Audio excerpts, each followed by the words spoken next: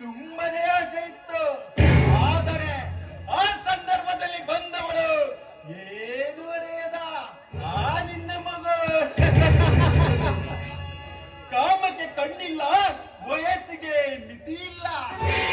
ನಿನ್ನ ಮಗುವನ್ನು ಅತ್ಯಾಚಾರ ಮಾಡಿದವರಂತೂ ನಾವಂತೂ ಅಲ್ಲವೇ ಅಲ್ಲ. ಹಿಂದೊಮ್ಮೆ ನಮ್ಮ ಕೋರ್ಟಿನಲ್ಲಿ ನಮಗೆ ಗೆಳೆಯ ಮಾಡಿದ ಸಹಾಯಕ್ಕೆ ಇಲ್ಲಿ ನಾವು ಕೋಟ್ಯಾಧಿಪತಿಗಳು.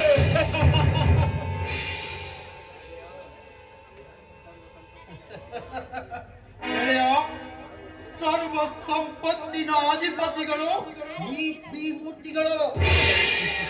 ಬಡವ ಎಷ್ಟೇ ಬಲಿಷ್ಠವಾಗಿ ಬೆಳೆದರು ನಮ್ಮಂತ ಶ್ರೀಮಂತರು ಬೀಸುವ ಬಿರುಗೋಳಿಗೆ ಬಲಿಯಾಗಲೇಬೇಕು ಕಣ.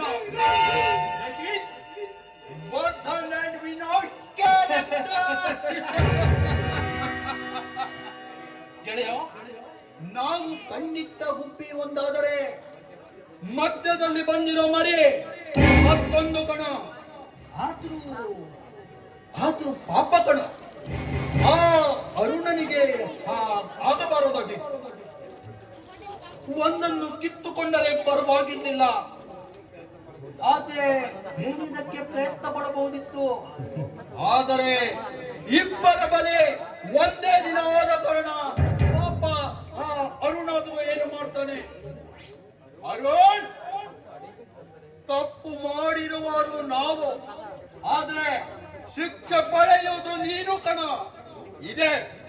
ಇದೇ ಕಣ ನಮ್ಮಪ್ಪವ.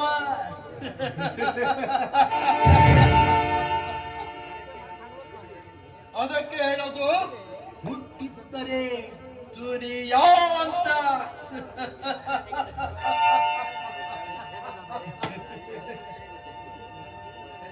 ವರ್ಧನ್, ನಿನಗೆ ಮತ್ತೊಂದು ವಿಷಯ ಗೊತ್ತಿಲ್ಲ?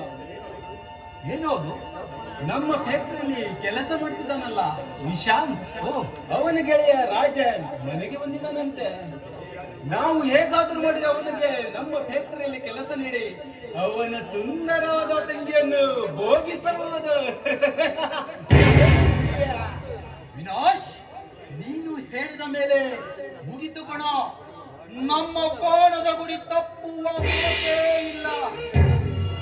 ನೋಡು, ಈ ಊರಿನಲ್ಲಿರುವ ಹೆಣ್ಣು ಹಣ್ಣು ಮಣ್ಣು ಇವು ನಮ್ಮ ಸ್ವತ್ತು ಕಣ.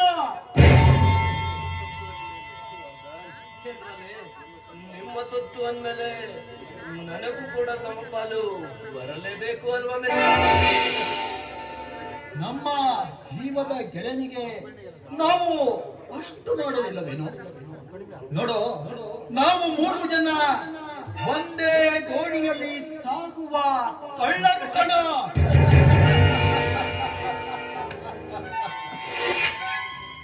ನಾವು 3 ಜನ ಸೇರಿದರೆ ಬೇರೆಯವರ ಬದುಕಲ್ಲಿ ಸಮಾಧಿ ಕಟ್ಟುವುದು 100% ಏನು. ಆದರೆ ಬಡವರಿಗೆ ಹಿಂಸೆ ಕೊಡುವುದರಲ್ಲಿ ನಾವು ಎತ್ತಿದ ಕೈಗಳಲ್ಲವೇ?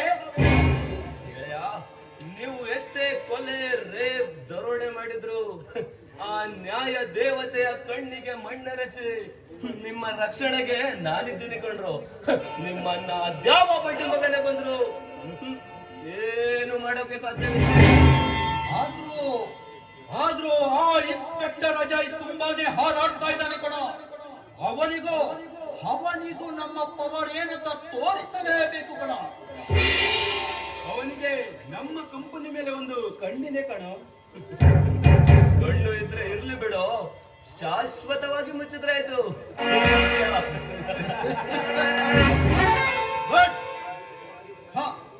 ಗೆಳೆಯ, ತುಂಬಾ ದಿನದ ಮೇಲೆ ನಮ್ಮ ಮೂವರ ಭೇಟಿಯಾಗಿದೆ ಅಂದ ಮೇಲೆ ಇದೇ ಖುಷಿಯಲ್ಲಿ ಒಂದು ಪಾರ್ಟಿ ಮಾಡೋಣ, ಏನಂತೀರಾ? ಅದಕ್ಕೆ ಯಾಕೆ ರೆಡಿ ಮಾಡ್ತೀರಾ? Just wait and C.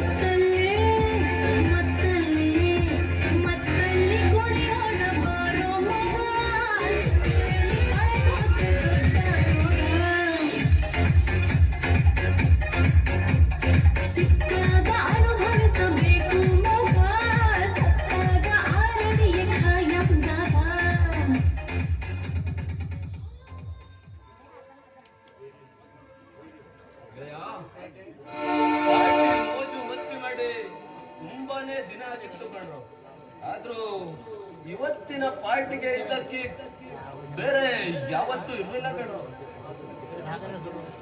Mitra, party ಅಂದ ಮೇಲೆ ಅಷ್ಟೇ ಕಿಕ್ಕಿರಬೇಕಲ್ವಾ? ಆದ್ರೂ ನಾವು ಮೂವರು ಜನ ಬ್ರಹ್ಮ ವಿಷ್ಣು ಮಹೇಶ್ವರರಿದ್ದಂತೆ ನಮ್ಮನ್ನು ಅಲಗಾಡಿಸುವ ಗಂಡು ಇದುವರೆಗೆ ಬಂದಿಲ್ಲ, ಮುಂದೆ ಬರೋದು ಇಲ್ಲ ಕಣ.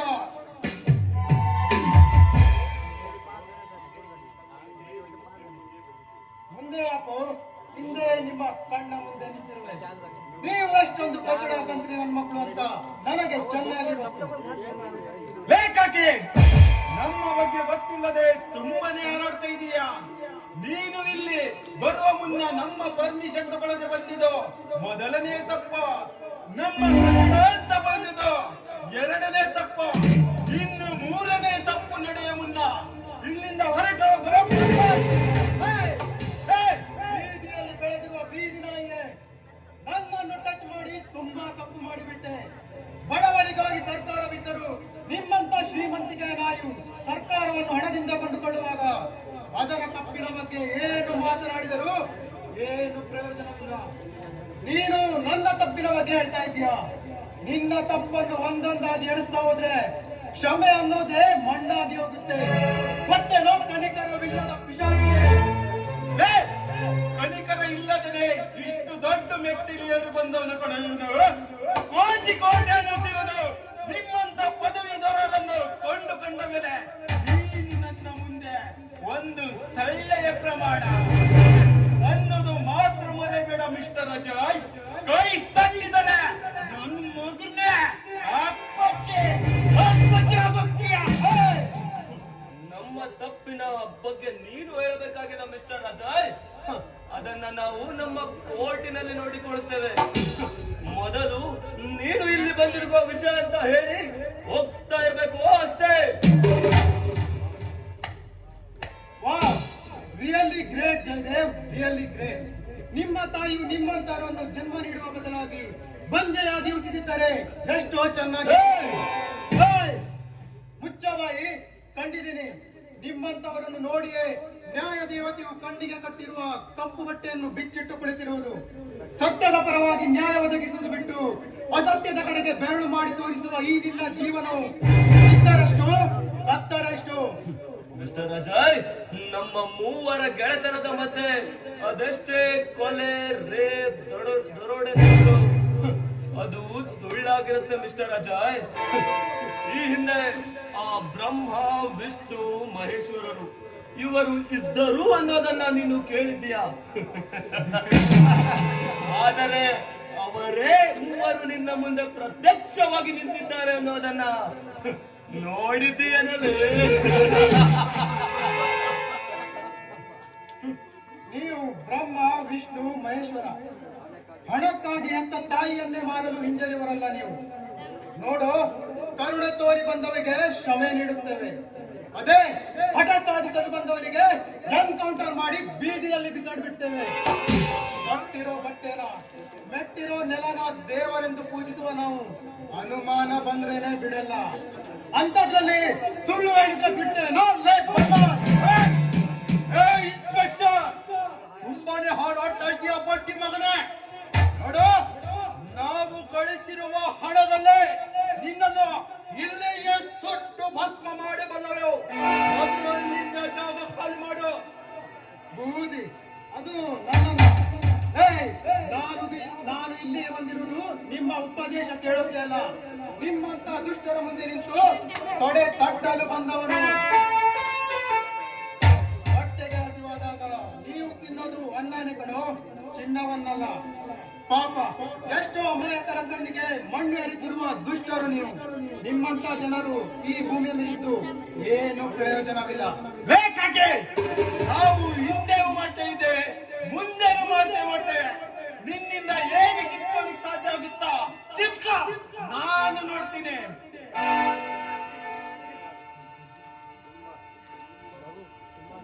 ನಗು ತುಂಬಾನೇ ಬರುತ್ತೆ.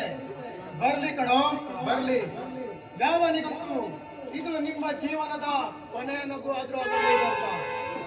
ಅದೇನೋ ಅಂತಾರಲ್ವಾ, ದೀಪ ಮುನ್ನ ಚೆನ್ನಾಗಿ ಉರಿಯುತ್ತೆ ಅಂತ. ಅದ ಅದಕ್ಕೆ ಉರಿಯುವುದನ್ನು ಬಿಟ್ಟು ಸುಮ್ಮನೆ ಹೋಗ್ತಾ ಇದ್ದೀನಿ. ಇನ್ನು ಕೆಲವೇ ದಿನ ಚಟ್ಟ ಜಾಗಟೆ ಮತ್ತು ಶಂಕದ ಸಮೇತವಾಗಿ ಬರ್ತೀನಿ. Just wait and watch.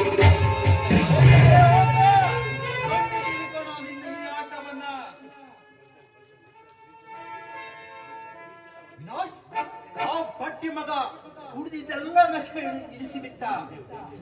ಅವನ ಒಂದೊಂದು ಮಾತು ಬೆಂಕಿ ತರ ಇತ್ತು ಕಣ್ರು. ಆದ್ರೂ ಗಿದ್ರೆ ಏನು, ಸುಮ್ಮನೆ ಹೊರಗೋಗಿ ಮತ್ತೊಂದು ಪಾರ್ಟಿ ಮಾಡಿ ಬರೋಣ. ಅಲ್ಲಿಯವರೆಗೆ ಅವನಿಗೆ ಫುಲ್ ಸ್ಟಾಪ್ ಇಟ್ಟರೆ ಆಯ್ತು.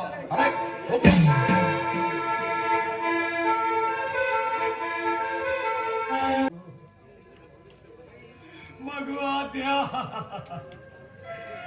ಸುಂದರವಾದ ಭವಿಷ್ಯನ ಕಂಡಿದ್ದೇವ. ನಿನ್ನ ಭವಿಷ್ಯ ನನಸಾಗುವವರೆಗೆ ಆಗಲಿಲ್ಲ ಅಪ್ಪ, ಆಗಲಿಲ್ಲ ಬ್ಯಾ, ಆಗಲಿಲ್ಲ. ಯಾರೋ ದುರುಳರು ಅತ್ಯಾಚಾರ ಎಂಬ ಅಸ್ತ್ರ ವಿಕೃಷಿ ನಿನ್ನ ನಮ್ಮ ಜೀವನ ಸರ್ವನಾಶ ಮಾಡಿಬಿಟ್ರು ಕಣೆ, ಸರ್ವನಾಶ ಮಾಡಿಬಿಟ್ರು. ರಾಧಿಕಾ, ರಾಧಿಕಾ, ನಮ್ಮ ಮಗಳು ಅವ್ರ ತರ ಆಗ್ಬೇಕು, ಇವ್ ತರ ಆಗ್ಬೇಕಂತ ಸಾರಿ ಸಾರಿ ಹೇಳ್ತಿದ್ದೆ ರಾಧಿಕಾ. ಆದ್ರೂ ನೀನು ನನ್ನನ್ನೇ ದಾರಿ ಬಿಟ್ಟು ಹೋದ್ಯಾ ರಾಧಿಕಾ, ಬಿಟ್ಟು ಹೋದ್ಯಾ. ಇಲ್ಲ ಇಲ್ಲ, ನನ್ನಂತ ಇಂಥ ಬಡವನ ಬಾಳಲ್ಲಿ ಬಿರುವಳ ಬಿಸನ್ನು ನಾ ಎಂದಿಗೂ ಬಿಡುವುದಲ್ಲ.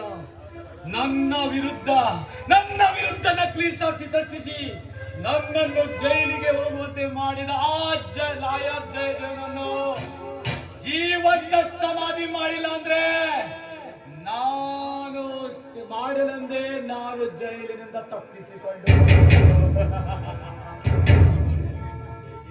ಜಯದೇವ್, ನಿನ್ನ ಬೆನ್ನ ಹಿಂದೆ ಇರುವ ನರಹಂತಕರನ್ನ ಹುಡುಕಿ ನಿಮ್ಮ ಸಮಾಧಿಗೆ ಬುನಾದಿ ಕಟ್ಟಿಲ್ಲ ಅಂದ್ರೆ ನಾನು ಈ ಭೂಮಿ ತಾಯಿಯಲ್ಲಿ ಹುಟ್ಟಿದ ವೀರ ಕುವರನೇ ಅಲ್ಲ.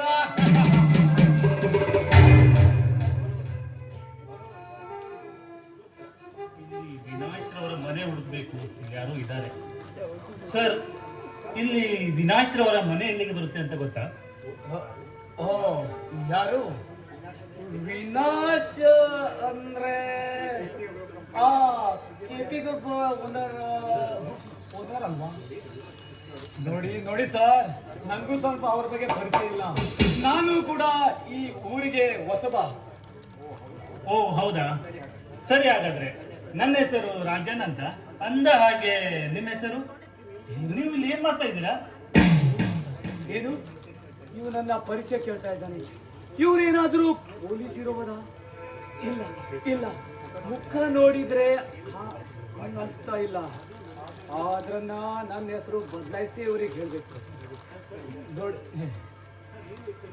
ಸರ್, ಏನು ಯೋಚನೆ ಮಾಡ್ತಾ ಇದ್ದೀರಾ? ಏನಿಲ್ಲ ಸರ್, ನನ್ನ ಹೆಸರು ಶರಣ್ ಅಂತ. ನಾನು ನನ್ನ ಹುಡುಗನನ್ನ ಹುಡ್ಕೊಂಡು ಬಂದಿದ್ದೇನೆ.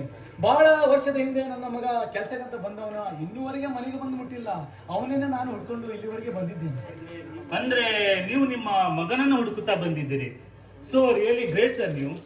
ಯಾಕೆಂದರೆ ಈಗಿನ ಕಾಲದ ಮಕ್ಕಳು ಸ್ವಂತ ತಂದೆ ತಾಯಿಯನ್ನು ಮನೆಯಲ್ಲಿ ಬಿಟ್ಟು ಮದುವೆಯಾದ ಮೇಲೆ ಬೇರೊಂದು ಮನೆ ಮಾಡಿ ಇಂಥ ಕೆಟ್ಟ ಸಮಾಜದಲ್ಲಿ ಮಗನನ್ನೇ ಹುಡುಕುತ್ತಾ ಇಲ್ಲಿವರೆಗೆ ಬಂದಿದ್ದೀರಿ ಅಂದ್ರೆ ನಿಮ್ಮ ಮಗ ನಿಮ್ಮನ್ನು ಎಷ್ಟು ಚೆನ್ನಾಗಿ ನೋಡಿಕೊಂಡಿರಬೇಕು ಸರ್. ನೋಡು ರಾಜನ್, ನೀನು ಹೇಳುದು ಮಾತು ಅಕ್ಷರಶಃ ಸತ್ಯ. ಯುಗ ಏನಾಗಿದಂದ್ರೆ ಮೊಬೈಲ್ ಬಂದು ಪೂರ್ತಿ ಹಾಳಾಗಿ ಹೋಗಿದೆ. ಮೊಬೈಲ್ ನೋಡಿ ಬರುವ ಕೆಟ್ಟ ಸಂದೇಶಕ್ಕೆ ಮರುಳಾಗಿ ಹೆತ್ತ ತಂದೆ ತಾಯಿಯನ್ನೇ ಮರಿತಾ ಇದ್ದಾರೆ ಈ ಸಮಾಜ. ಆದರೆ ನನ್ನ ಮಗ ಅಂತವನಲ್ಲ, ನನಗೆ ಪ್ರೀತಿಯಿಂದ ತುತ್ತು ಕೊಟ್ಟು ಬಂದಿದ್ದಾನೆ. ಅಪ್ಪ, ನಾ ಬಂದೇ ಬರುವೆ ಎಂದು. ಅದಕ್ಕಾಗಿ ನಾನು ಅವನ ಪ್ರೀತಿಯಿಂದ ಹೊಡ್ಕೊಡ್ತಾ ಇಲ್ಲಿವರೆಗೆ ಬಂದಿದ್ದೆ. ಅಂದ್ರೆ ನೀವು ನಿಮ್ಮ ಮಗನ ಅಡ್ರೆಸ್ ಇಲ್ಲದೆ ಇಲ್ಲಿವರೆಗೆ ಬಂದಿದ್ದೀರಾ? ಹೌದು ರಾಜನ್, ಅವನನ್ನು ನಾನು ಹುಡುಕೊಡ್ತಾ ಇಲ್ಲಿವರೆಗೆ ಬಂದೆ. ಅಲ್ಲಿವರೆಗೆ ನಾ ಈ ಬಸ್ ಸ್ಟ್ಯಾಂಡ್ ಅಲ್ಲೇ ಕಾಲೇ ಕಳೆದದ್ದು ರಾಜನ್, ಕಾಲೇ ಕಳೆದೆ. ಅಂದ್ರೆ ನೀವು ಇಷ್ಟು ದಿವಸ? ಹೌದು ರಾಜನ್, ಆ ಬಸ್ ಸ್ಟ್ಯಾಂಡ್ ಅಲ್ಲಿ ಇದ್ದು ಕಾಲ ಕಳೀತಾ ಇದ್ದೇನೆ.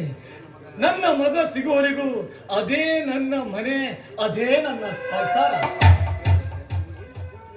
ನೋಡಿ ಶರಣ್ ಅವರೇ, ನಿಮಗೇನೋ ಅಭ್ಯಂತರ ಇಲ್ಲ ಅಂದ್ರೆ ನೀವು ನಮ್ಮ ಮನೆಗೆ ಬನ್ನಿ. ಇಲ್ಲೇ ಪಕ್ಕದಲ್ಲಿ ನಮ್ಮ ಮನೆ ಇದೆ. ಬೇಡ ರಾಜನ್, ಬೇಡ. ನನ್ನಿಂದ ನಿನಗೆ ಯಾಕೆ ಸುಮ್ಮನೆ ತೊಂದರೆ? ನೋಡಿ ಶರಣ್ ಅವರೇ, ತೊಂದರೆ ಗಿಂದ್ರೆ ಏನೂ ಇಲ್ಲ. ನೀವು ಬನ್ನಿ ನಮ್ಮ ಮನೆಗೆ, ಬನ್ನಿ.